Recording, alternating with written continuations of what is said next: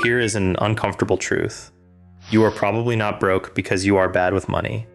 You are broke because your brain was quietly built to keep you that way. Think about it. You know you should save more. You know the daily coffee adds up. You know the smart move, and somehow you do the opposite anyway. That is not a lack of willpower, and it is not a character flaw. It is a handful of ancient mental shortcuts wired into every human brain over hundreds of thousands of years. Shortcuts that were brilliant for survival and are absolutely terrible for building wealth. In other words, the game was quietly rigged before you ever picked up a single dollar. Not by a bank and not by some billionaire. By evolution itself. Tonight, we are going to walk through the exact glitches in your brain that drain your bank account one by one. Because once you can actually see them, they stop quietly running you. And the first one begins a very, very long time ago. Your brain was finished, more or less, around 200,000 years ago. And for almost all of that time, money did not exist. There were no savings accounts, no retirement, no compound interest. There was only right now. If you found food, you ate it, because tomorrow it might be gone. If you found anything valuable, you used it immediately, because storing it was risky, and the future was never guaranteed. The humans who grabbed the reward in front of them survived and had children. The ones who patiently waited often did not. So your brain was shaped, generation after generation, to do one thing extremely well. Take the reward now. The problem is that you are running that 200,000-year-old survival software inside a modern world of credit cards, subscriptions, and retirement accounts. Your brain is still optimizing for a famine that is never coming. And that single mismatch is where almost all of your money problems quietly begin. The most expensive glitch in your brain has a name. Economists call it present bias. Here's what it means. Your brain places a wildly, almost irrationally high value on a reward right now, and it slashes the value of anything in the future. Offer most people $50 today, or $100 in a year, and a shocking number take the 50. On paper, that is a terrible deal. To your brain, it just feels obvious. In the 1960s, the psychologist Walter Mischel ran a now famous experiment, the marshmallow test. He put a single marshmallow in front of a child and promised that if they could wait 15 minutes, they would get 2. Most of the children simply could not wait. And here is the part that really hits home. Brain scans show that when you picture your future self, the person who has to live with your money decisions, your brain lights up almost the same way it does when you picture a total stranger. So saving money, to your brain, genuinely feels like handing your hard-earned cash to someone you have never met. No wonder it fights you so hard. You are not being asked to be disciplined. You are being asked to be generous to a stranger who just happens to be you. Now meet the second glitch, and this one is sneaky. Back in the 1970s, the psychologists Daniel Kahneman and Amos Tversky discovered that the human brain does not treat gains and losses equally at all. Losing $20 hurts about twice as much as gaining $20 feels good. It is called loss aversion. It sounds like it should make you careful with money. Instead, it quietly wrecks you, because the modern economy is designed to hide the loss. When you pay with cash, you physically feel the money leave your hand. Researchers call it the pain of paying, and that little sting is one of your best natural defenses against overspending. But a credit card removes that sting completely. A one-click purchase removes it. A subscription that auto-renews while you are asleep removes it. Almost every piece of modern payment technology is in a sense engineered to numb the exact pain that used to stop you. Your brain barely registers the loss, so it never hits the brakes. Think about the last thing you bought with a single tap of your phone. You felt a tiny spark of getting and almost nothing of giving. Now imagine counting out those same dollars in cash, one bill at a time, into a stranger's open hand. You would feel every single one of them. That gap between the tap and the cash is exactly how much your brain has quietly stopped protecting you. You are not overspending because you are reckless. You are overspending because the sting was carefully, deliberately removed. Here's the glitch almost nobody talks about, and it is the most important one of all.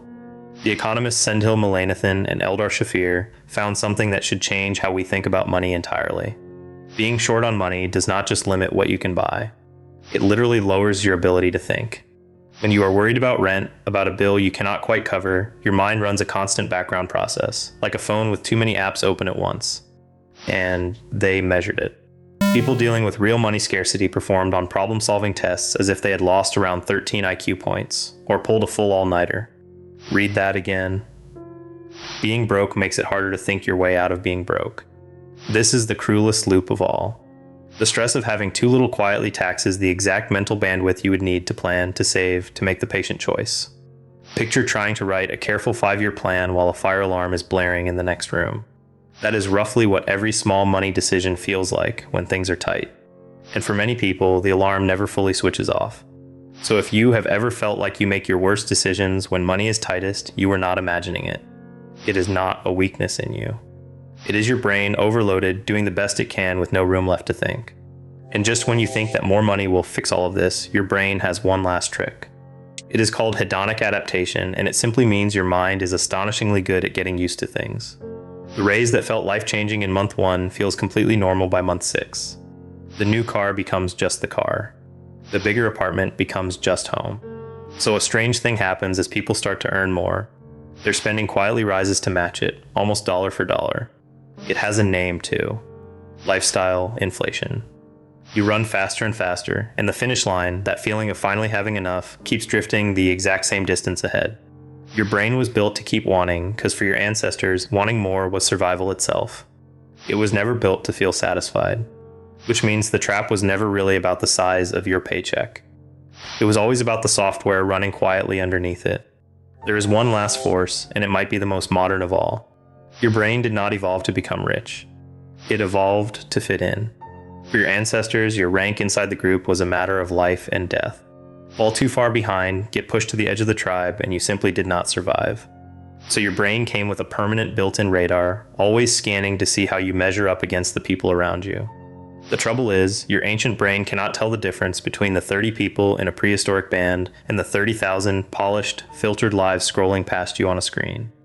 So it compares you to all of them. The neighbor's new car. The coworker's vacation. The stranger online who seems to have everything. And it quietly whispers, you are falling behind, you need to catch up. A huge amount of what people buy is not really for them at all. It is to signal a rank to people they will never meet who are never actually watching.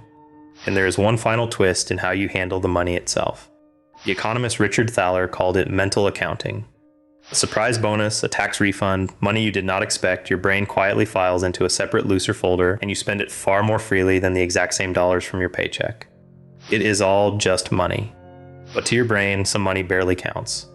So you spend to keep up with a crowd that was never watching, using money your brain has decided is not quite real. So let's put it all together.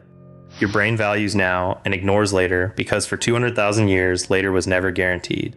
It treats your future self like a stranger.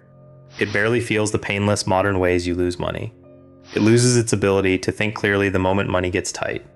It compares you endlessly to everyone. And no matter how much you earn, it quietly adapts and asks for more. Ancient instinct after ancient instinct. Every one of them brilliant for survival. Every one of them quietly working against your bank account. But here's the part that actually matters. You are not bad with money. You are running ancient software in a world it was never designed for. And the single most powerful thing you can do is exactly what you just did. See the glitches. Because the moment you can name the program running underneath, the moment you catch your brain handing your money to a stranger, or numbing the sting of a purchase, or whispering that the next thing will finally be enough, you get to do something no other animal on earth can do. You get to pause. And choose differently. You were never broken. You were just never shown the code. If this is the kind of thing you wish someone had explained to you years ago, stay with us here at No Word For It, where we put words to the quiet forces running your life so that you can finally take the controls.